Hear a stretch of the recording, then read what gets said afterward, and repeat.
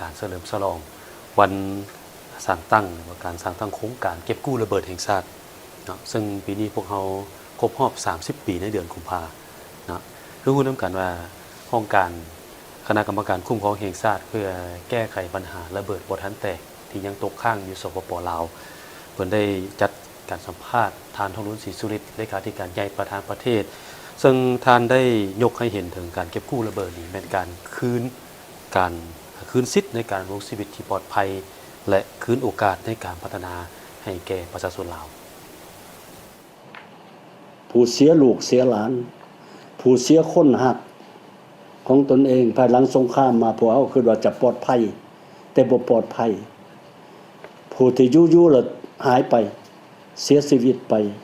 อันนี้เป็นความเจ็บปวดของประชาชนของครอบครัวที่ผู้ที่เสียชีวิตไปนั้นระเบิดที่ตกที่ถิ่มลงใส่ลาวนี่พลเมืองลาวตอนนั้นมีแต่3 ล้านคนแต่ว่าคำนวณเบิ่งว่าระเบิดอัน2 ล้านกว่าต้นผู้นึงเกือบรับเอาระเบิด1 ต้นอันนี้เป็นความหายนะของประเทศชาติเพราะเขาบ่อยากให้สงครามซ้ำรอยอีกความเจ็บปวดจากสงครามของประชาชนลาวนั้นยอมฮู้ดีประชาชนยอมฮู้ดีว่าสงครามมันสร้างความหายนะให้คนให้ประเทศชาติให้การพัฒนาแนวใดสั่นพวกเฮาต้องร่วมกันต่อสู้เพื่อสันติภาพเพื่อให้ประเทศเฮามีสันติภาพมีความปลอดภัยในการดำรงชีวิตพวกเฮาสนับสนุนขบวนการต่อสู้เพื่อสันติภาพเพื่อความร่วมมือที่ดีเพื่อพัฒนาของโลกนี้ท่านทองลุ้นศรีสุริตประธานประเทศแห่งสาธารณรัฐประชาธิปไตยประชาชนลาวได้ยกให้เห็นประวัติการตกค้างของระเบิดบ่ทันแตกหรือ UXO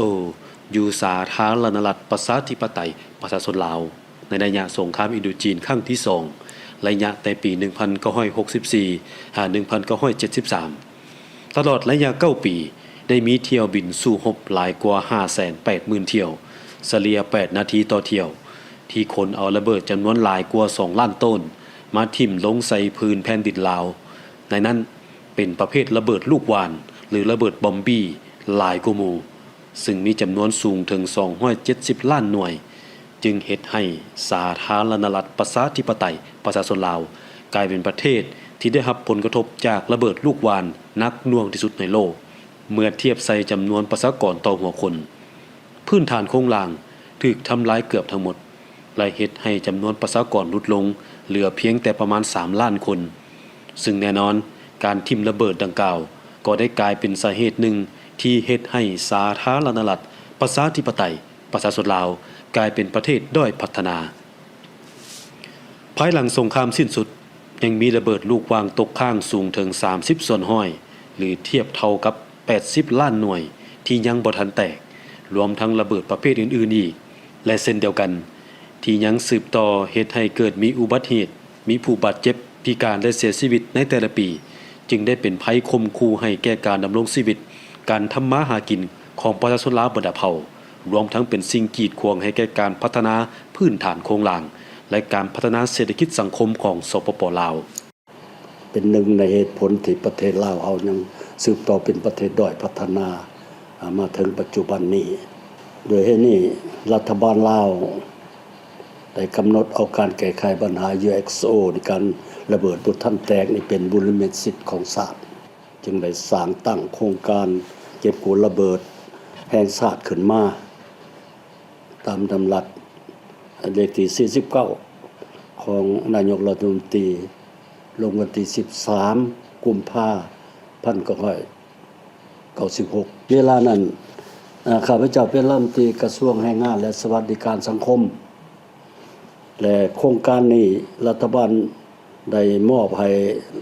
กระทรวงแรงงานสวัสดิการสังคมเป็นผู้เริ่มดำเนินการเป็นผู้ก่อตั้งโครงการนี้ขึ้น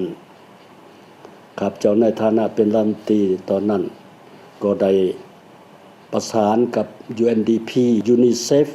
องค์การจัดตั้งต่างๆของสากล ตั้งกองทุนขึ้นทำอิฐกลุ่มเป็นเข้าเอิ้น tax fund ขึ้นเพื่อดำเนินเริ่มต้นดำเนินโครงการนี่ขึ้นหลังจากตั้งกองทุนนี่ขึ้นด้วยนะครับการสนับสนุนของสหประชาชาติและยูนิเซฟในเบื้องต้นนั้นก็มีประเทศต่างๆเพื่อนมิตรต่างๆเริ่มเข้ามาร่วมโครงการนี้เป็นจำนวนนับหมื่นนับล้านขึ้นโครงการ UXO ลาวเป็นโครงการปฏิบัติงานแห่งชาติที่เคลื่อนไหวปฏิบัติหน้าที่มนุษยธรรมการเก็บกู้ระเบิดแม่นการคืนสิทธิ์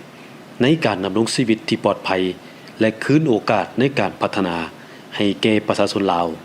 พวกเขาจะสืบต่อร่วมมือกับเพื่อนมิตรสากลเพื่อเฮ็ดให้พื้นแผ่นดินลาวกลายเป็นดินแดนที่ปลอดภัยอย่างแท้จริง